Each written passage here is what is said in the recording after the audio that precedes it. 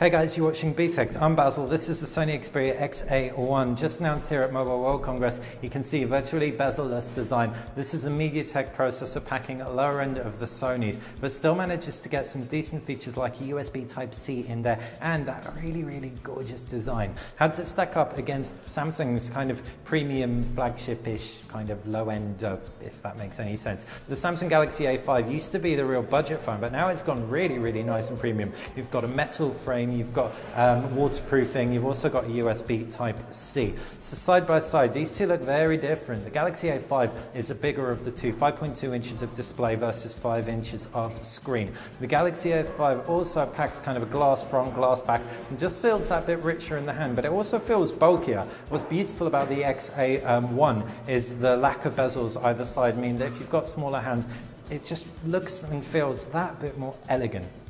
You've got a home button below the Samsung Galaxy A5, which doubles up as a fingerprint scanner. No fingerprint scanner on the XA1, and that's owing to the fact they wanted to keep those bezels nice and slim, so avoid side-mounted architecture. You do still have a button on the right, power button, and a two-stage camera button, as well as volume rocker. Up the top, 3.5mm headphone jack. Down at the base, that USB-C I was talking about earlier. Around the back, it's a 23-megapixel camera. Flash. On the front, you have I think it's a 13-megapixel front camera. I would double check that for you guys now, jumping into the settings and flipping it around and flicking the toggle on.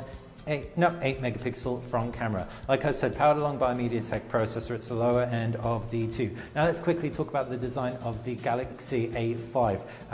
USB-C headphone jack, both at the bottom. Right hand side is where you've got that power button. It looks like there's a speaker on the right hand side, which is pretty random, but I guess if you're holding this thing for gaming, that's a really great place to have a speaker. On the left hand side, you've got the volume controls well up at the top, no buttons whatsoever, just a slot for the memory card and a SIM card. Around the back, it is that camera, and it's a 16-megapixel rear camera, 16-megapixel front camera, so nice and capacious, or big even.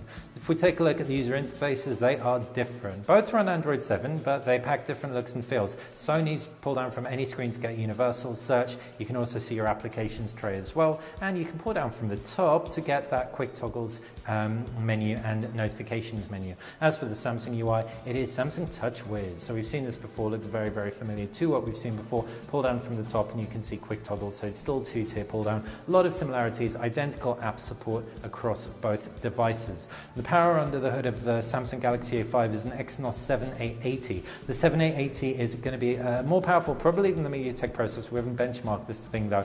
Either way, UI kind of performance shouldn't generate any slowdown across either. It's going to be in gaming. We're going to have to wait until we get some benchmarks and real life tests done with those. As far as the batteries under the hood, you've got, I think it's a 23,000 milliamp battery or something like that on the Xperia XA1. Don't quote me on that, but I do remember thinking, oh, well, that's a little bit small when I heard it for a 5-inch screen device. And that's versus a 3,000 milliamp battery on the Samsung Galaxy A5. So as far as side-by-sides go, while I prefer the look of the Sony Xperia XA, especially for anyone who's got smaller hands, and I generally do like the Sony user interface, specs alone is probably going to be the Samsung Galaxy A5 that takes this home. What do you guys think? Let us know your thoughts in the comments section below. Really have to wait on pricing to see if these are even comparable devices. But yeah, let us know what you think. Subscribe to the channel if you want to stay on top of everything we do. And if you enjoyed this video, click that like button. Thanks for watching BTech.